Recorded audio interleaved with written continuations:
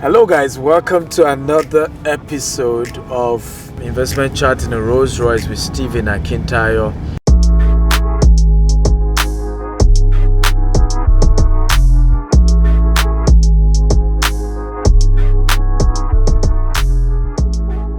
And today you can see it's African, man. I look like Alhaji Dr. Stephen Akintayo. Incidentally, my guest today is my Maiduguri brother. A lot of you may not know I was born in Maiduguri and I grew up, spent a couple of years there before I left many years ago. And his name is Habila Malgwi from Biu in Borno State. How are you today? Very well, thank you, Stephen, and it's such a great pleasure to be here with you today. Yeah, thank you for coming, and we appreciate you agreeing to come here. And you were the first African vice president of Arton Capital. Can you tell us about you guys and what you do? So Arton Capital is a global financial firm. We are originally a Canadian company with our executive office here in Dubai and also around 15 other countries around the globe. And we are specifically specialized in creating foreign direct investment, products for countries. And one of the major things we've been able to achieve in creating is Citizenship by Investment program, where we have actually structured this program in a couple of countries like Montenegro, and some of the other countries, and also we're creating more for other countries that are coming up in the next few months or few years from now. Yeah, we've been able to assist probably over 10 to 20,000 families in becoming global citizens, helping them get a second passport through investment. Also, the countries have been able to generate a lot of revenue, and you'll be shocked to know that Antigua, I think, just declared about $1 billion or $2 billion that they have actually generated only from this program. We're looking at also Cyprus that have also said that they've made over, I think, about 10 billion euros from that. So these are what we've been trying to create: human value and also what you call government side of it, where government can be able to generate revenue, to build infrastructure, create jobs, and also the individuals can also get a second citizenship where they can travel across the world, do business, and expand globally. Amazing. How did you become the first African vice president? So it's actually a question. Yeah, it feels good. I like to be very humble, but sometimes it feels good to feel that. I've been and a Maiduguri brother for that matter. Exactly. How did you get here? So it's quite an interesting journey. And I recall the very first day I walked into Arton Capital, I sat down with the vice president, who was interviewing me. And he said, okay, you know what? I want you to meet the president of the company. And I met the president, and he had just 3 minutes to talk to me. And he tell me why we should hire you, because I went with a proposal, and the proposal stated the African dream. And he looked at it like, okay, I've heard of the American dream. What do you mean by the African dream? And he said, but tell me, why should I hire you? I said, because I'm black. And the funny thing is, there was a 2-minute silence in the room because people thought that I had said the craziest thing, and he was gonna spark out. And he looked at them and he said, "Where did you guys get this? Where did you get him from?" And they kept quiet. And he said, "I like him, hire him." And that was it. And I started, and it's very important that you start from the bottom to learn. And I started, but I had a vision, I had an ambition where I wanted to get to. And I started as a business development manager. It's just a normal role, but even at that, I was running the African business. I wanted to run the African business, but it was okay to start, at the very low level at that point. And today I've been appointed as the vice president Africa, where now we've built, you can imagine the amount of business we've built. Probably would generate 30% of the company's revenue only from Africa, which I am absolutely proud of. We're setting up companies across across Africa at the moment. So it's quite an interesting journey, but it has to do with humility. You have to love what you do, the passion, and you need to show that you can do it. You can do the job. Yeah. GTEX Home is a brand with vision of having the largest green and smart estate with innovation and technology. The vision has given birth to Jasper Gardenia along the coastline of Ibejuleki, Lagos. The first green and smart affordable estate. Now, Jasper Estate is just 10 minutes away from Dangote Refinery and is just opposite the Lekki Golf Course. And guess what? The title is Gizet. Now, you can get a property here because here, my friend, is the future. GTEX Homes. We don't just sell properties. We help you build your future. My name is Stephen Akintayo. I'm known as Africa's most sought-after investment coach. I started 13 years ago as an entrepreneur and knowing nothing but having the guts and of course wanting to be wealthy, as I was born from a poor family. My mother was a civil servant. My father's business had crumbled before I was born, but I knew that we could be wealthy.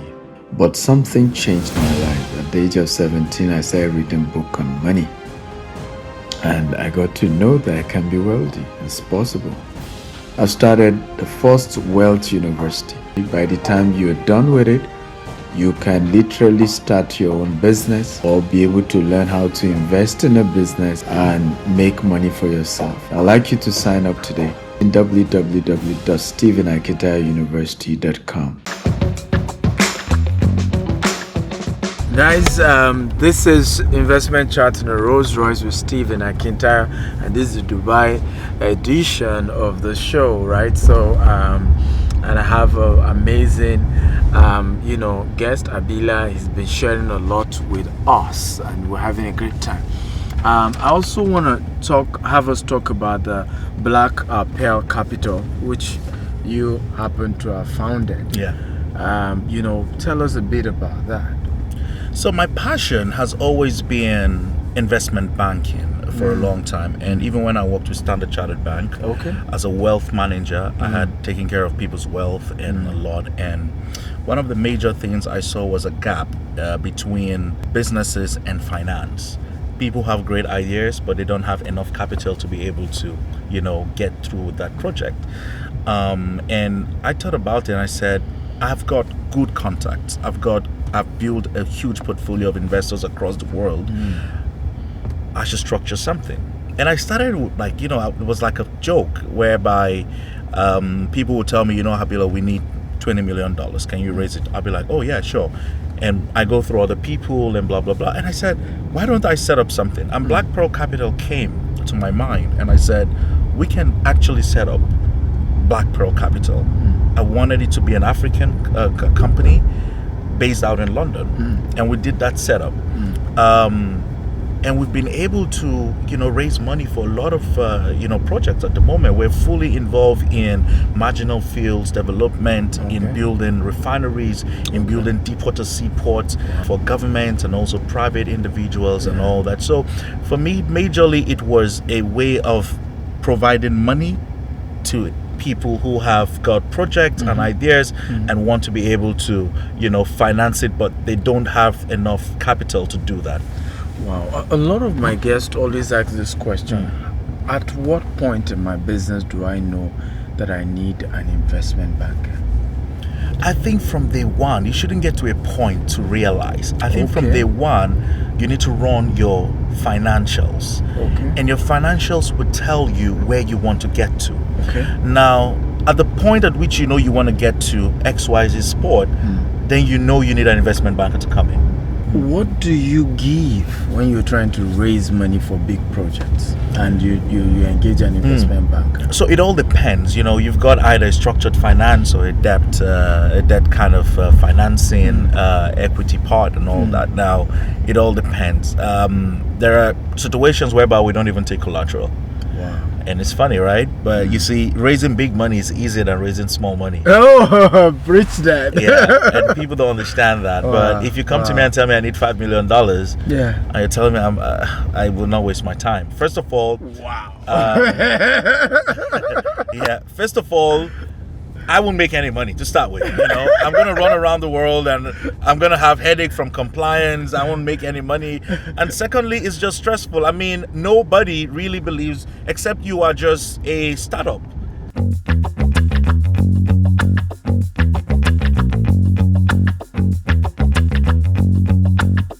Can individuals give you money that you then give to all these other people? Oh yes. But you see, we don't just take money. Okay. You have to be very careful because of compliance, because of money laundering and all that.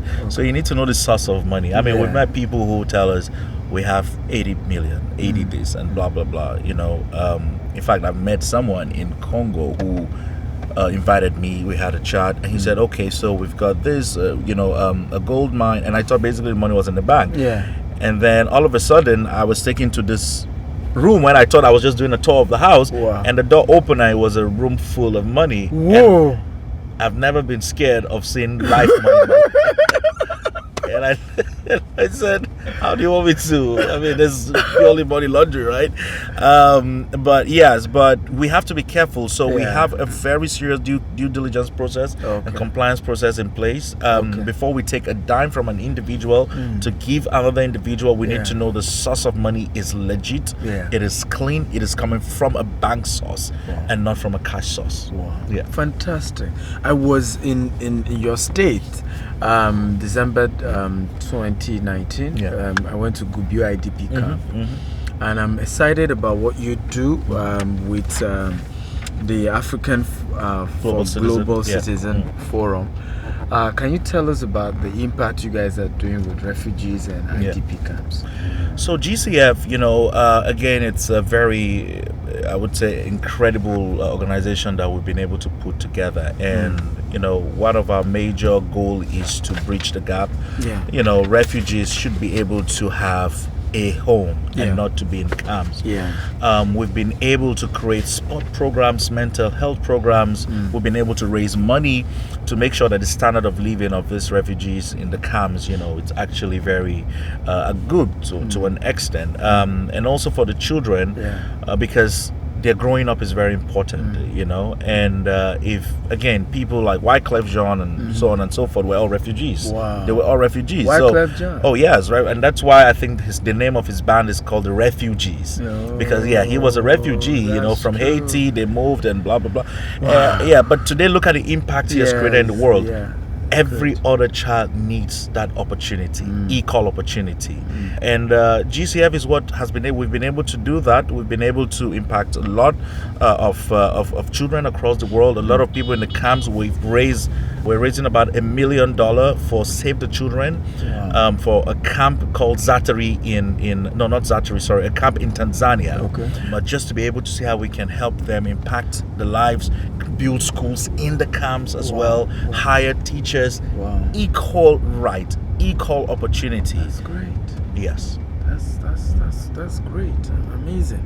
So, aside the Tanzanian project, what other projects have you guys been able to do? So we've done a lot of other projects, especially in other you parts of the Europe. African region? Yes. Okay. So we basically just started the African. We focused on Africa recently last year, and that's because before now we thought that there were no much refugees in Africa. Yeah.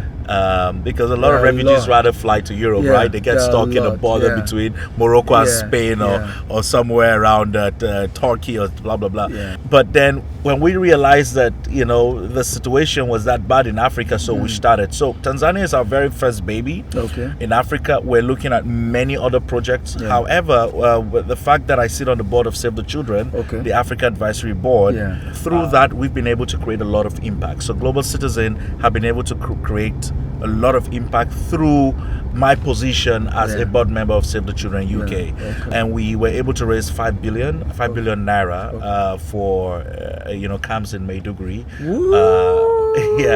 Maiduguri. Yes, this was actually donated by Mr. Femi Otedola. Yes, and we did a lot. So there's so many other projects we're doing at the moment through Save the Children across Africa and Nigeria. Nice. Yeah. That's great.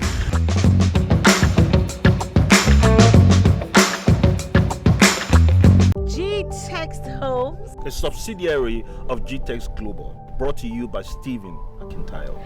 And is bringing you Jasper Estate. It is located along the urban area of Ibeju, Lekki, Lagos, Nigeria. This is just luxury at the tip of your fingers with just 12 minutes drive from the Lakapine Tropicana. It's 15 minutes from Dangote Refinery. And it's 5 minutes to Lekki Town. 2 minutes from Stone Beach Resort. It is just adjacent to the Dangote Jetty. And if you're one that like to travel down memory lane and be in tune with the relics, Awolowo Museum is 5 minutes away.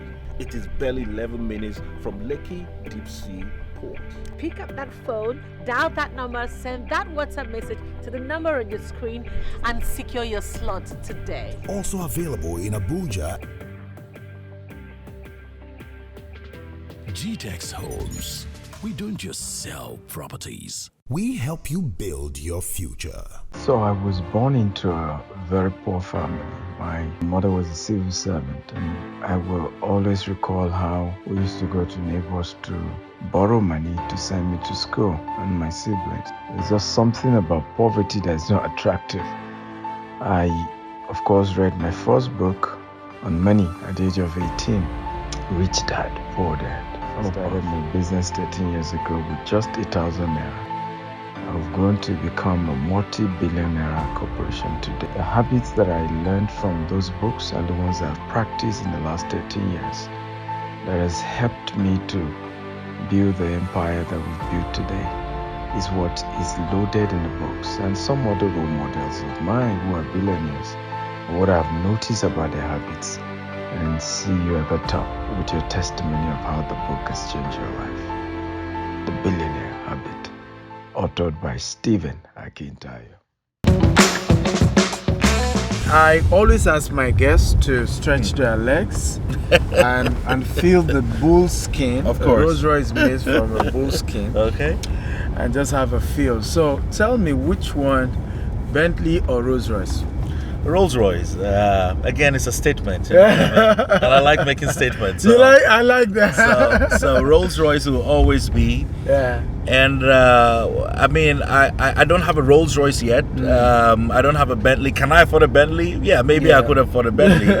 But I feel that if I would get into this league, it has to be a Rolls Royce. Yeah. So I love Rolls Royce. It's always number one on my list.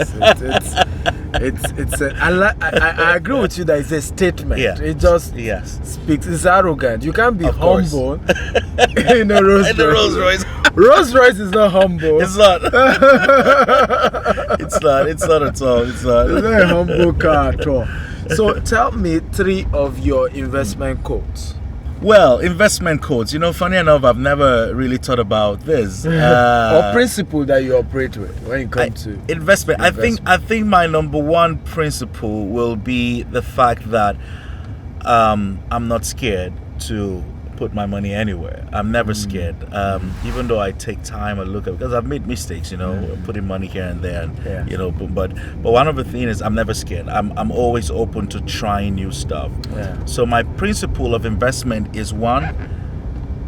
Again, because of my kind of person, I'm a very aggressive investor. Yeah. So I cannot say I'm very conservative when I'm invested. I'm always very aggressive. Yeah. But again, I'm very careful. I'm very, very, very careful with those things. So number one principle will be?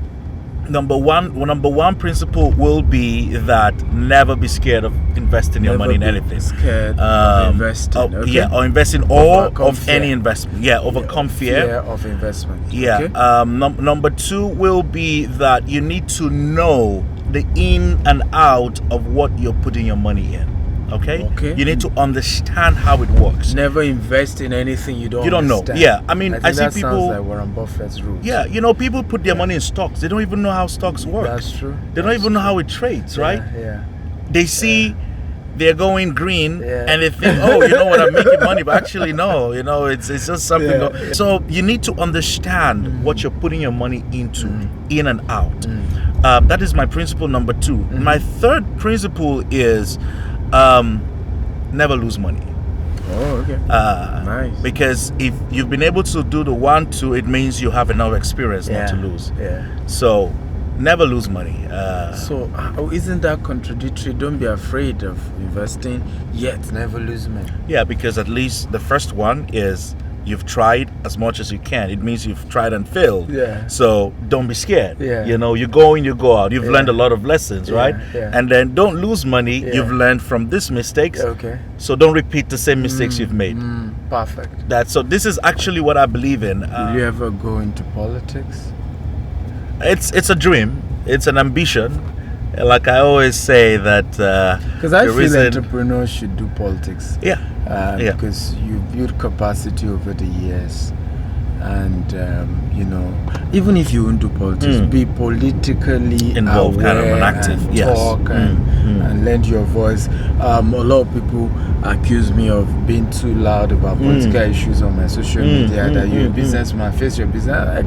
It's wrong. Of course, you have to speak up. Of course, you have to speak up.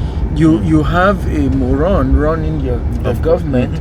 It's going to affect your business. You know, it's going to make stupid decisions. Of course. And you can get you over in a jiffy. Your business is gone. Yeah.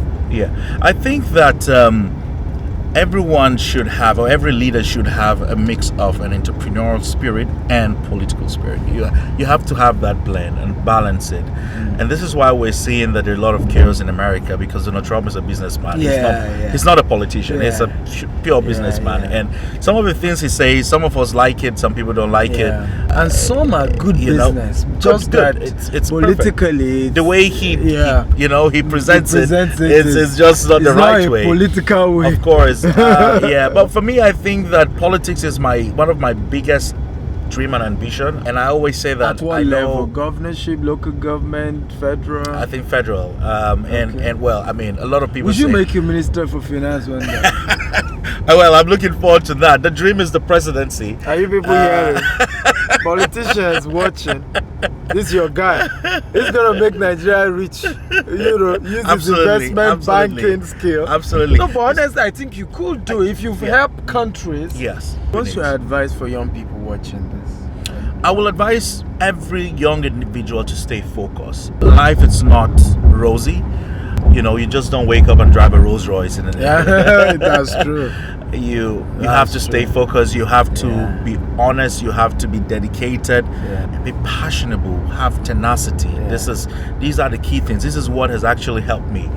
Develop yourself. No one will ever help you in life. You have to help yourself. And I tell people ask me, how did you get to where you are? I cannot explain. So I can never be a motivational speaker, because I cannot tell you, because I mean, I've been through the real life situation, so I don't know, I cannot really give you any motivational speech. I walk up to people and tell them what I can do for them to make them money, not for me. And through that way, I know I'm gonna.